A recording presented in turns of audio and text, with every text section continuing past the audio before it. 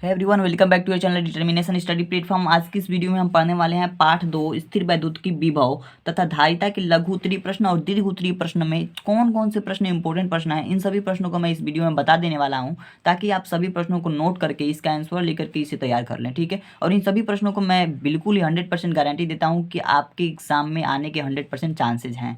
तो इन सभी प्रश्नों को मिस मत कीजिएगा, सारे प्रश्नों को लिखिए और इसके उत्तर को लिखिए और इसको याद कर लीजिए। इस चैनल के माध्यम से हर तरह के प्रश्न आपको बताए जाएंगे जो कि बोर्ड एग्जाम में बहुत ही इंपॉर्टेंट है और आप अच्छे मार्क्स स्कोर कर पाएंगे इसकी सहायता से। प्रश्न 1 है हमारा, सिद्ध कीजिए कि निरक्षीय स्थिति में किसी बिंदु पर वैद्युत द्विध्रुव द्वारा वैद्युत विभव शून्य होता है। इस प्रश्न को सिद्ध करना है और 2015, 16 और 18 में पूछा गया प्रश्न है, तो ये 2023 में भी पूछने के 100% चांसेस बनते हैं क्योंकि जो लघु उत्तरीय और विस्तृत उत्तरीय प्रश्न होते हैं इनमें रिपीटेड क्वेश्चन ही पूछे जाते हैं।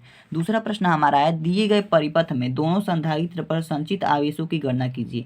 इन दोनों संधारित्रों में हमें क्या करना है कि आवेशों की गणना करनी है। 2014, 19 और 22 में पूछा गया ये प्रश्न है, बहुत ही इंपॉर्टेंट प्रश्न है। यहाँ पे 4 माइक्रोफैराड का कैपेसिटर दिया हुआ है, 6 माइक्रोफैराड का, और यहाँ पे 4 ओम का प्रतिरोध दिया गया है, यहाँ पे 5 ओम का प्रतिरोध, ये बाह्य प्रतिरोध 1 ओम, और यहाँ पे बैटरी जो है 20 वोल्ट की दी गई है, ठीक है। अब देखिए यहाँ पे तीसरी प्रश्न की अगर हम बात करें तो तीसरा प्रश्न हमारा इंपॉर्टेंट प्रश्न है।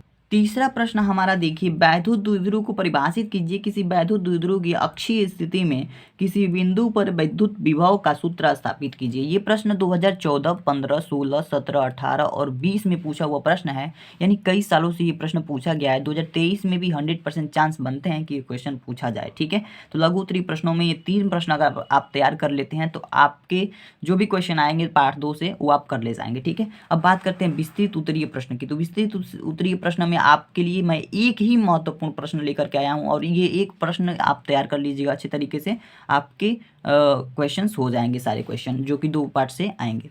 देखिए प्रश्न हमारा है, समांतर प्लेट संधारित्र की धारिता के लिए व्यंजक का निगमन कीजिए।